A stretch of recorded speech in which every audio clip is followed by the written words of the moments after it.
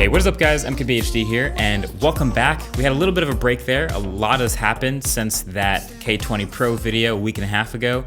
Number one, we've finished shooting Retro Tech Season 1, so it's now in the editing process, which is really exciting. And number two, the channel just rolled over 9 million subscribers, which is incredible, so thumbs up for that. And number three, Samsung just got on stage and unveiled their two new phones, Samsung Galaxy Note 10 and Galaxy Note 10 Plus. Okay, so this video is dropping at the same time as Samsung's event, but if you don't want to watch all of that, this video is for you. I got hands-on time with Samsung's two new Galaxy Notes, and I have some thoughts. So first of all, the Galaxy Note has always been Samsung's do-everything maximum overkill phone for power users, you know? But now that there's two phones, I've kind of found there's this interesting relationship between the two where the Note 10 Plus is still the do-everything phone, with one exception. But then the Note 10 is a sort of awesome phone for most people type of phone. I'll show you what I mean. So the new design, first of all, I really like it. They're leaning into this boxier look. The display goes right up to the edges. There's almost no top or bottom bezel at all, and the screen has this curve on both of the sides that really make it feel like almost entirely screen. It's super immersive, especially the corners. It gets crazy close to the corners and doesn't round them too much. So I love the way this phone looks and feels in the hand, as cliche as that sounds. But even though I kind of like the flat screens more, this is a nice phone design. It's a 6.3-inch 1080p AMOLED display on the Note 10 and a 6.8-inch 1440p AMOLED on the Note 10 Plus. And so now there's a couple of things to note that actually happened with the Note here. The selfie camera is now in the Infinity O cutout, meaning it's the hole punch in the middle of the top of the phone. Mixed feelings on this, but I don't hate it. It's a smaller area than it was in the corner of the S10, and there's usually no information in the middle of the top anyway, so I guess it's fine. And it's also kind of funny, they didn't even really try to hide the cutout at all. You see a lot of phones with the hole punches try to like hide the cutout with a nice gradient wallpaper so you don't really notice it, but not with the Note. This is the default Samsung wallpaper. Bright as hell, just embracing it, I guess. But there's also a new set of colors, one of which is this crazy psychedelic rainbow sheen that they call Aura Glow. It's kind of wild how many different colors you see in it, but also still a fingerprint magnet and will probably still be worth skinning or casing, but this color is crazy cool. And the fingerprint reader to Note has moved quietly underneath the display glass to match the Galaxy S10. But it's not all amazing. There are some things that they've changed that aren't so great. There is no headphone jack on the Samsung Galaxy Note. The first Samsung flagship, really, with no jack. They say it's an issue with space for a bigger battery.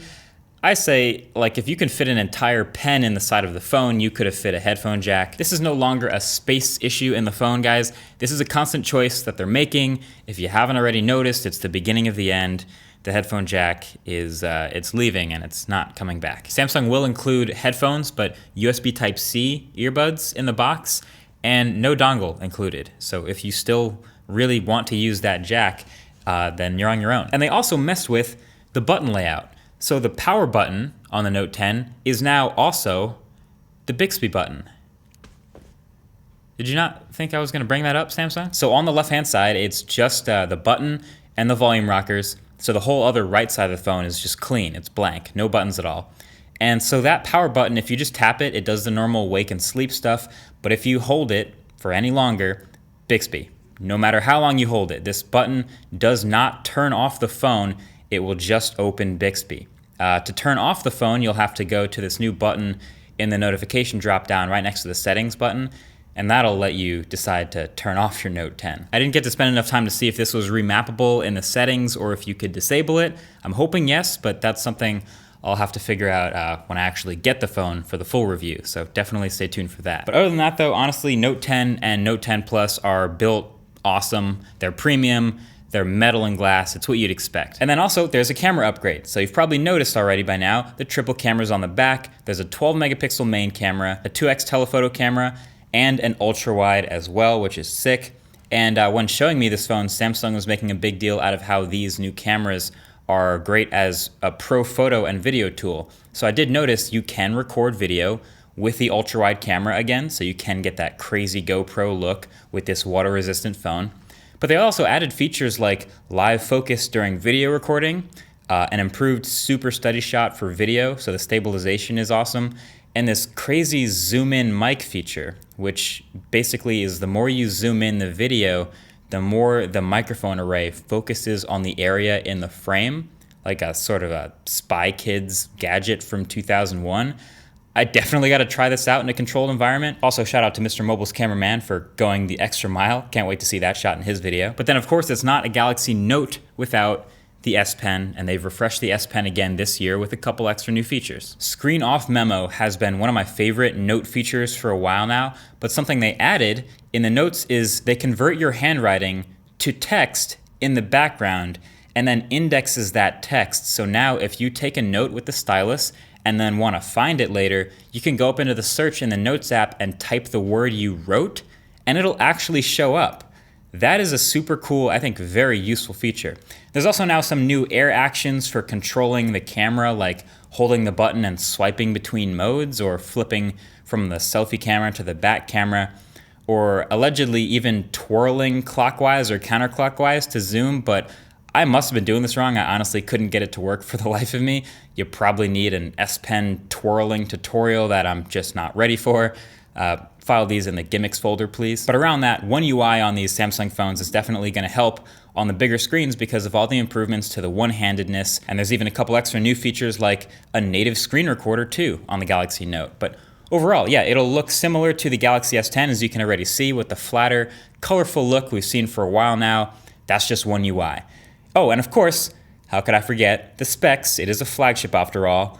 Boom, you're looking at pretty much all top of the line, and a 25-watt fast charger that comes in the box, which is great, and a really solid battery on that Note 10 Plus. Look, the Note 10 and 10 Plus are looking like pretty great phones, but there's something I want you to notice.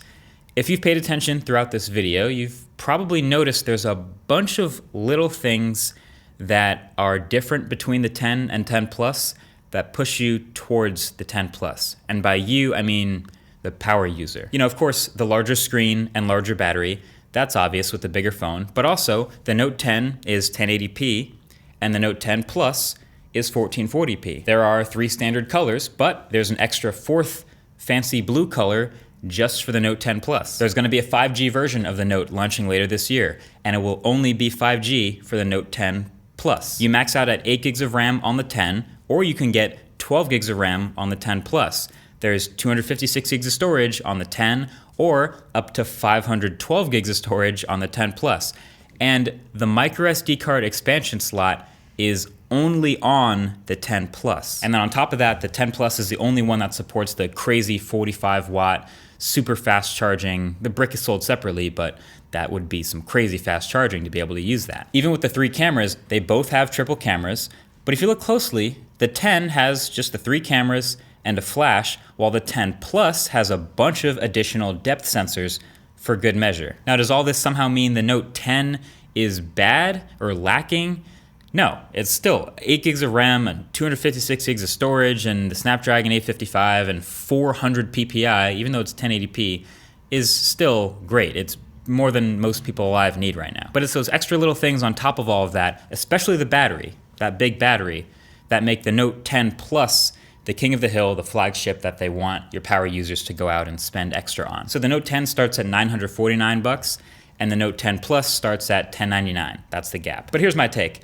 I'm gonna review both, so I'm gonna go get them both in hand. I think this might be the first time I actually really like the smaller phone as far as feel in the hand over the bigger one.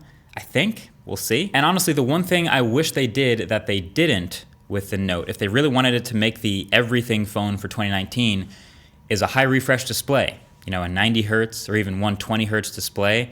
That's not happening. Still a 60 hertz OLED, and it's still, of course, one of the best screens in any phone, but it's gonna be hard to say that this phone does everything when you're starting to get phones, even though it's pretty new, like the OnePlus 7 Pro and the ROG phone doing crazy numbers. But anyway, that's been it. I've been talking for too long. It's a long video, but that's everything you need to know about Note 10 and Note 10 Plus. Feel free to share this with anyone who might be considering getting one. And that's been it for my first impressions. Thank you for watching. Catch you guys in the next one. Peace.